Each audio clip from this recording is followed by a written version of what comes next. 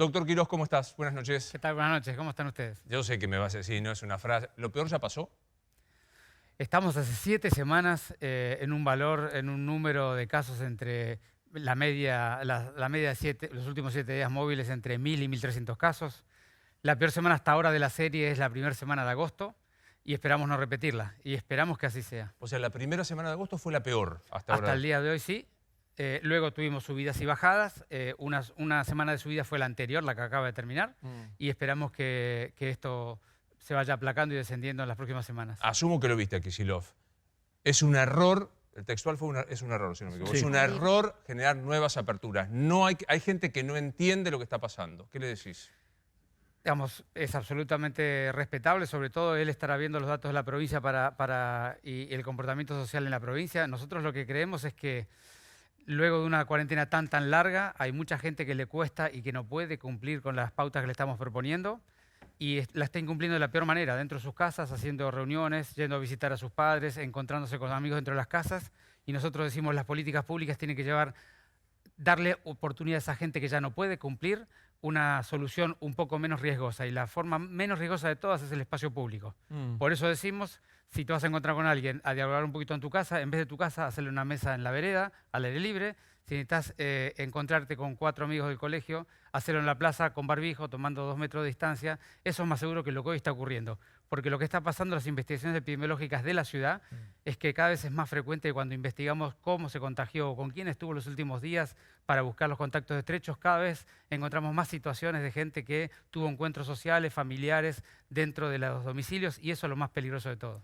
Pero es interesante lo que cuenta Quirós, pues en todo caso habrá que explicar bien eso y me parece importante también que lo explique el presidente si se ha adoptado una nueva estrategia. Bueno, encuéntrense al aire libre porque estamos viendo esto que no solamente se está viendo en la Ciudad de Buenos Aires, sino en el Gran Buenos Aires y también en ciudades del interior del país, que la gente se encuentra, reuniones familiares, con amigos, en el domicilio y eso está multiplicando los contagios. Respecto a los contagios en la ciudad, no había visto el dato de la primera semana, no recuerdo, pero entonces esta última semana que pasamos en la ciudad es la segunda peor semana. Si no es la primera, es la segunda peor semana. Cuando vos ordenás los casos por el día del hisopado, no el día que reporta la Nación, el día que se tomó el hisopado, porque lo importante es cuando se enfermó la persona, no cuando se logró cargar en el CISA y reportar. Efectivamente, la peor semana es la primera semana de agosto, la semana que acaba de terminar es una mala semana. Bueno. No, está bien, lo planteo porque el presidente y ustedes también han enviado el mensaje, está estabilizado el AMBA, y el problema ahora es el interior del país. Y yo veo los datos como economista, ¿no? Como experto en salud, que es el caso de ustedes, y yo no veo que sean buenos datos en ningún lado. Ni en la ciudad, ni en el Gran Buenos Aires, ni en el resto del país. La ciudad no viene reportando buenos datos hace 7 semanas. Venimos de 7 semanas en una media móvil de 1.000 a 1.300 casos. Exactamente, sube y baja, sube y baja. Sube y baja, sube y baja. Sí, entonces, como un camello, la joroba del camello. Exacto, esa es la realidad epidemiológica de la ciudad, por lo cual decimos, no tenemos una curva exponencial, como es típicamente esta curva. Tenemos una curva, una meseta alta de casos. Y estamos así hace 7 semanas, son casi 2 meses, Maxi. Te puse una pregunta, Fernán, que fue a partir de una investigación de Rosario Ayerdi, respecto de cómo se cargan los fallecidos. Y la verdad que a mí me dejó muchísimas dudas, porque teníamos fallecidos hoy antiguos. Incluso tenemos fallecidos del 1 de julio en la Ciudad de Buenos Aires. ¿Hoy? O sea, hoy hay un fallecido del 1 de julio en la Ciudad de Buenos Aires. El tema del sistema de reporte nacional, que es el CISA, es basado en el efector. Es decir, cada clínica, sanatorio o profesional que atiende a alguien, cuando lo atiende, luego de atenderlo, llenar la historia clínica, hacer todo su trabajo operativo, luego se tiene que dar vuelta en una computadora, entrar en el CISA y cargar de vuelta todo a mano. Entonces, lo que pasa con ese cargado es que muchas veces la gente con mucho criterio prioriza darle los informes a los pacientes y luego cuando tiene un rato carga todo en batch sobre el sistema. Entonces te pasa muchas veces, las PCRs fue el caso, la semana anterior estuvimos recuperando PCRs de 2 semanas antes. ¿Por qué? Porque la gente prioriza primero lo asistencial, que es lo que corresponde, y luego el tiempo que puede cargar, carga el resto. Entonces lo mismo pasa con los fallecidos. ¿A mano tienen que cargar todo? Es un sistema de cargado manual, sí, claro. Siglo XIX.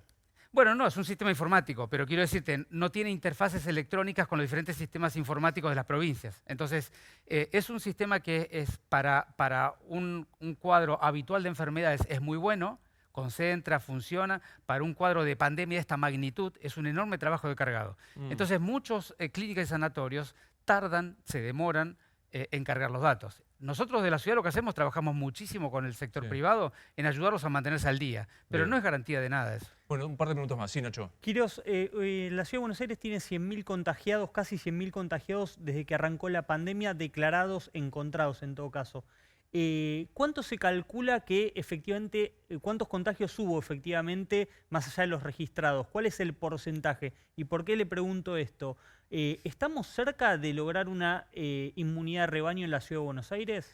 Yo dije desde el primer día que tener una estrategia de búsqueda de inmunidad de rebaño es una estrategia equivocada. Y la inmunidad de rebaño es un concepto que en realidad se alcanza con las vacunas y busca una protección absoluta, un escudo sobre la sociedad, que cuando una cantidad de gente de la sociedad está contagiada y recuperada, hace un escudo y no permite circular la enfermedad. Eso en esta enfermedad no lo hemos visto en ningún país. Entonces, inmunidad de rebaño es una categoría que es una cuestión. La segunda discusión, que es la que más está en boga hoy entre muchos expertos internacionales, es, dado que esta es una enfermedad que se distribuye heterogéneamente en la sociedad, enferma sobre todo a los geriátricos, a los trabajadores de la salud, a la gente más pobre, a los que viven más hacinados. Ese es el subgrupo que se informa más rápidamente y son los canales de transmisión de la enfermedad más rápida. Dado que es heterogénea la distribución en la sociedad, hay gente que opina que cuando el subgrupo que más distribuye los trabajadores esenciales alcanzan una enorme cantidad, una cantidad importante de contagios, la transmisibilidad en la sociedad desciende rápidamente. No se bloquea, no es un efecto rebaño, desciende la transmisibilidad. Entonces, ese es un debate académico que todavía no está demostrado si funciona o no funciona, pero claramente, digamos, la mayoría de las ciudades del mundo, alcanzado una cantidad de enfermos, han descendido. Luego podemos discutir un rato largo cuáles son las causas del descenso. Y seguramente las causas son múltiples, no es una sola. Pero ese es un poco el debate técnico sobre el cual mucha gente está. Javi. Ministro, usted mencionaba recién a los trabajadores de la salud. ¿La ciudad tiene estudiado cuál es el impacto del COVID en los trabajadores que se desempeñan en los hospitales o en los centros públicos de la ciudad y en los privados? Porque escuchando a uno de los miembros de la Sociedad Argentina de Terapistas, decía que el principal problema hoy en muchas zonas del país es no solo que pueden llegar a faltar camas de terapia intensiva, sino que ya no hay los suficientes profesionales disponibles porque no los hay, o porque están en cuarentena, o porque han fallecido, o porque están infectados. Pero por supuesto, ese ha sido el problema de todos los países del mundo. Por eso se han fracasado los sistemas públicos de los grandes países europeos, por ese problema que vos estás describiendo. En la Ciudad de Buenos Aires particularmente nosotros tomamos 2 precauciones o 3 precauciones que han sido muy relevantes, que no ha sido suficiente porque nunca es suficiente, la gente está trabajando sobre la enfermedad. El primer dato estadístico que te digo es en los países europeos se han contagiado entre el 12 y el 16% de todos los contagios han sido profesionales de la salud. En la Ciudad de Buenos Aires ese porcentaje es del 10%. No es ninguna alegría, pero es un número menor a los países europeos. Y la segunda cosa que te quiero contar es nosotros hemos trabajado muchísimo acordando con los trabajadores de la salud cuál es el nivel de protección y políticas públicas de protección de ellos que íbamos a tener. Hemos garantizado los elementos de protección personal. Hemos trabajado en algo que es muy innovador en la Ciudad de Buenos Aires, que es hacemos testeos serológicos todas las semanas a la totalidad de los trabajadores. Hemos hecho ya 450.000 test serológicos sobre los trabajadores esenciales, lo cual permite rápidamente identificar quién está enfermo para que no contagie a sus compañeros, porque muchos están asintomáticos. Son todas y por supuesto que hemos trabajado con ellos en reforzar la infraestructura, no solamente edilicia y tecnológica, sino la cantidad de gente. Hemos incluido más de 5.000 nuevos trabajadores desde el 1 de marzo hasta la fecha. Tanto es así que el día de hoy es lunes, ¿no es cierto? Sí, señor. En el día de hoy empezamos las rotaciones de descanso de una semana para los trabajadores. Y entonces lo que estamos haciendo es que cada uno de los trabajadores del sistema público de salud tenga una semana de licencia. Dado que tenemos una proporción de camas que nos permite todavía hacer eso, estamos rotando las licencias, las vamos a rotar a lo largo de 2 meses para darle un descanso también. Bien. Todas medidas que mitigan, porque el problema no se resuelve. Han fallecido gente, están sufriendo, están cansados, digamos. Esto no evita todo lo anterior que vos estabas diciendo, pero sí son políticas públicas que tratan de acompañar. Está claro. Les agradezco la mesa. Me quedo un rato charlando con el doctor Quirós. ¿Sabés que esto que vos decías, hoy es lunes, forma parte de esos estresazos o de esas vorágines? ¿Puedo preguntarte tu edad? Sí, 57. Bueno, ¿qué sos, modelo 63? 62. Ah, sos mucho mayor que yo, que soy 64. Yo digo, no somos edad de riesgo, pero estamos ahí cerquita. Al límite. ¿Y cómo estás llevando tu vida personal diaria, hasta donde quieras contar? ¿Estás aislado de tu No, familia? No. Bueno, mi mujer es epidemióloga y trabaja en el terreno, así que estamos los dos muy expuestos. Y luego cuando volvemos a casa tomamos muchos recaudos a la entrada, hay muchos recaudos de vínculo con los chicos, pero por supuesto que estamos expuestos como todos, estamos, acercándonos mucho al terreno, mucho cerca de la gente y por supuesto que estamos expuestos. Pero el mayor tema acá, lo más doloroso es lo que ves todos los días, que se acumula por supuesto al cansancio, pero lo que ves todos los días y sobre todo esta dificultad que tenemos los argentinos de buscar puntos de coincidencia, ¿no? Que cada día que pasa se ve más difícil. ¿Cómo? Sentís, ¿no? Yo hoy planteaba, vos no estabas cuando yo hacía mi editorial, pero sentí que se lanzó la política de la grieta por sobre la unidad del criterio sanitario. Es la impresión que tengo. Digamos, cada día que pasa está un poco más tenso el vínculo. Y yo creo que los líderes lo que tenemos que hacer es sostener con más capacidad esa estrategia. La estrategia de necesitamos de relacionarnos por las coincidencias en un momento de tanto dolor. Porque del dolor nadie sale bien. Necesitamos entendernos, necesitamos protegernos, necesitamos comprender las diferencias y buscar las coincidencias. Y yo creo que los líderes en este momento lo que tienen que hacer es básicamente eso. Pero subrayo algo que dijiste. Cada día está más tenso el vínculo entre la ciudad y la nación y la provincia. Sí, pero en la ciudadanía también. No es un tema solamente de las personas, en la política. Tengo la sensación de que la gente está ha sufrido mucho, está muy dolida algunos, otros están hartos, otros están emocionalmente mal. Y lo que sale cuando uno se asusta, cuando está harto, cuando está emocionalmente mal, es agresión. Entonces hay cierto nivel de tensión en que si no pienso como vos, inmediatamente te tengo que, decir algo que... Sí. Exacto, excluir o invalidar. Y eso es algo que no nos va a permitir construir el futuro. Necesitamos pasar este momento tan difícil buscando nuestras coincidencias, por más que pensemos diferente. Una de las primeras notas que yo te hice, vos dijiste, no hay que usar la política del miedo, porque cuando uno tiene miedo tiene dos reacciones, o se equivoca o se enoja. ¿Hay quienes están asusando el miedo? No sé si asusando el miedo. Yo creo que todavía hay gente que piensa que los ciudadanos no cumplen con las pautas propuestas porque no están suficientemente asustados. Y me parece que es un diagnóstico equivocado. Yo creo que hay ciudadanos que no cumplen las pautas que les proponemos porque o no las pueden cumplir o no creen que las deban cumplir. Y no lo vas a poder lograr tratando de asustarlos aún más. Cualquiera que tenga niños adolescentes o que conozca una persona que tenga una conducta indebida o de riesgo para sí mismo, sabe que asustándolo no lo va a dejar. La forma es acompañarlo, ayudarlo a reflexionar y en algún momento acompañarlo a que efectivamente pueda cumplir. Ayer mi suegra me decía, ¿cuándo voy a poder, no voy a decir la edad, pero es bien entrada la edad de riesgo, me decía, ¿cuándo voy a poder volver a salir? Bueno, lo ideal es que salga lo menos posible. Si tiene que salir a dar una vuelta por el parque, a caminar un poco, se pone el tapabocas, se pone un protector de ojos por las dudas, porque es una persona de mucho riesgo, y sale a caminar un rato y vuelve. Idealmente cuando vea muy poca gente, el horario que haya muy poca gente. Eso es muy seguro. Si ella tiene necesidad imperiosa, llevamos 5 meses y medio, Luis. Entonces, si tiene una necesidad imperiosa y eso hace bien a su salud mental, porque luego hay mucha gente con trastornos de la salud mental, si eso le hace bien, que lo haga de esa manera, que se cuide mucho y que lo haga. O sea, una persona mayor de 65 que hace 5 meses y medio que no sale, es cuando vea muy poca gente, en un espacio al aire libre, cubre boca, cubre ojo, toda la cara cubierta, un ratito y que vuelva a entrar. Sí, es un tema de balancear los diferentes niveles o dimensiones del ser humano, ¿no? Porque todo es riesgo. A esta altura, después de 5 meses y medio, todo es riesgo. Todo es riesgo. Efectivamente. Con el tema de los bares, ¿no? Que ayer vi el fin de semana, por más que no está reglamentado, ya se empezaron a...